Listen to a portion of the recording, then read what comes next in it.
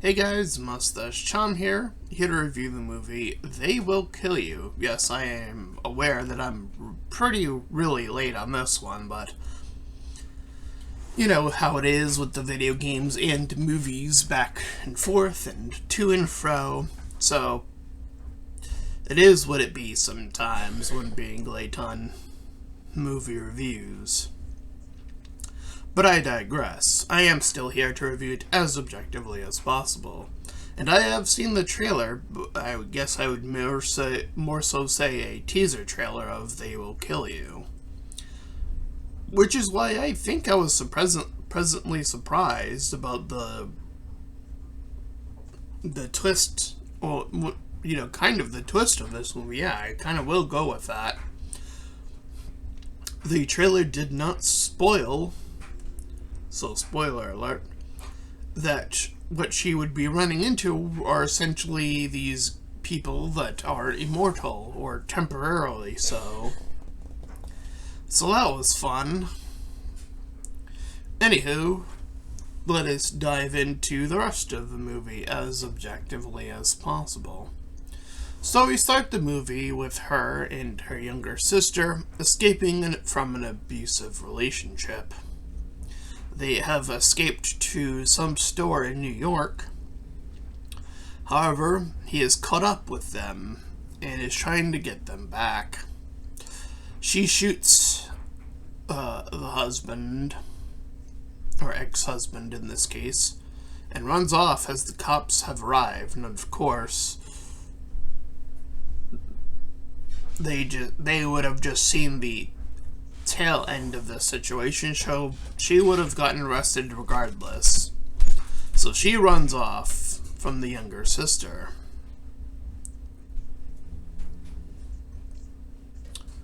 So we learn her name is Isabel, and she's going to work as a maid. We get some context as she makes her way toward this building where she gets some work as a maid. This building is relatively old, which, again, with the whole immortal thing, has a different lens of context other than they probably got here at that time and remained there all that time. But to remove some, of the current day easy escape hatches, she is told that she needs to give up her phone, which she does reluctantly do so. Along the way, she meets the husband of the lead maid and stashes her stuff away. We get the title crawl in the window fog, which we later learn actually does have some context behind that as well. Cleverly, he had wrote that message that they will kill you. We, as the audience, see it. She does not. The fog reforms by the time she gets out of the shower. So pretty clever use of not only just the title card, but giving the title card sort of a backstory. I don't think I've ever seen that before in a movie to this day, so that was a little creative, I gotta say. So, she has her wits about her, though. She seems like somebody who knows what she's doing, checking the vents, and sees something in the bump of the night, as it were. Even when the lights go out and she's all tired out, she had make sure she had stacked a chair against the door. However, these hooded figures make their way into the room, and I will say, mayhaps even grabbing all the stuff, she is herself quite a heavy sleeper. Having somebody on top of the bed grabbing her somewhat. But she does inevitably wake up and fights back. So we get more people coming in, and it's a totality of 4 of them. And this right here is already where the action begins. She eventually pulls out the blade you see there and begins fighting back. However, as already mentioned, when she inevitably mows all of them down and makes her way into the main hallway, seeing the lead maid in the distance, we see them, the rest of the 4, come back out, resurrecting slowly along their way back. But she hides in a kid's room and punches the kid after he's trying to be like, hey, I found her, or whatever. She finds a tunnel system, and they do obviously spot her again, and thus she has to re-kill one of the 4 following her, blowing off the head in this vent area this time around. But the remaining of the body does give chase for a bit, and she re-finds the husband. They pass by the orgy room, because these everlasting souls get bored and whatnot. And she comes and finds her sister in the husband's area. We learn her name is Maria, and she doesn't need her sister anymore after, feeling like she had needed her prior and not getting that. So it's one of those stories of an estranged sisterhood rekindling, as it were. She retorts by punching her sister. This woman is very violent. But the eyeball of the lady is following them now. And they end up in the kitchen, where they end up having another fighting, or hiding and eventually fighting sequence.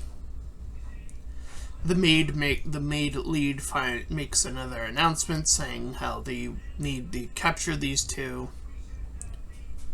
And Isabel gets dragged in, or the sister first gets dragged into the dark room, which forces Isabel to get back in there, now with fire axe in hand. This is perhaps like the biggest set piece there is in the entire movie. Axing them all down.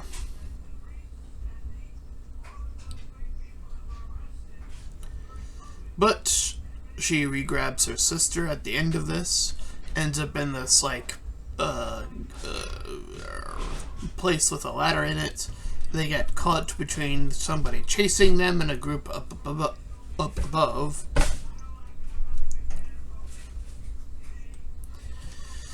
But they do get caught here. The younger sister says that she made a deal with this place, so she's hooked in, as it were.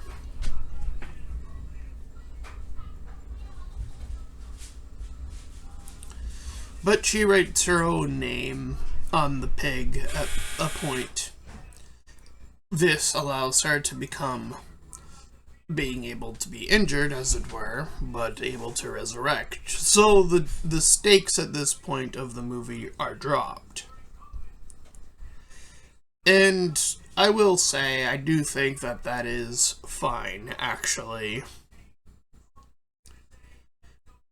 After all, she was the one dealing with immortals for so long up until this point, so seeing the tables turn on that regard, it does have a sense of catharsis, as it were.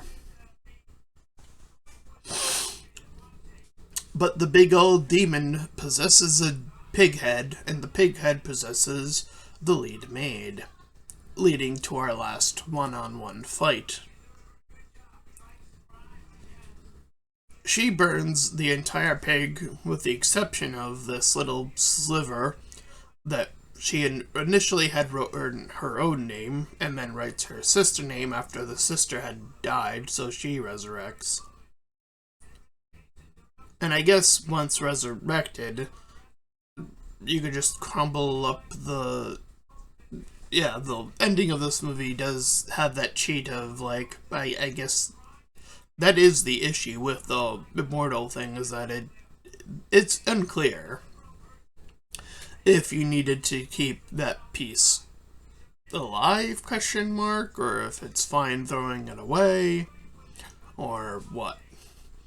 But that is essentially the end of the movie, with the two sisters getting out of this area, and with some other person that was with this older sister, prepping her to find the younger sister.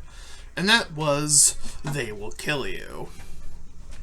It's generally a pretty fun movie. I would say 3 fighting sequences. The one in the main original room, the one in the vents, and then the one in the dark hallway are your 3 big set pieces. And it does seem like they could have went a little bit longer, mayhaps, but I do think that there is only so much you can pull out of such a, for something that gets a little convoluted at the end. The beginning is quite a simplistic premise when you really boil it down. I do think that this would have made for a stronger video game, in terms of, like, you kill them, you think they're dead, they come back, and then in that scenario you could create a lot more sequences in a video game. I mean, that's sort of like,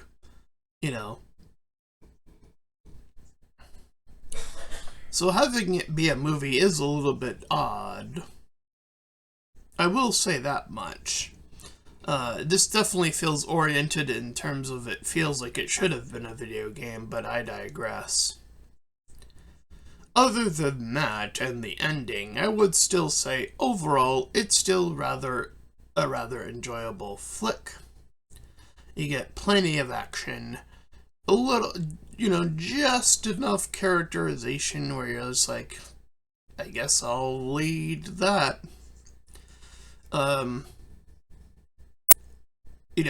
In that regard, you could probably ask for a little bit more on the meat on that part, but I digress.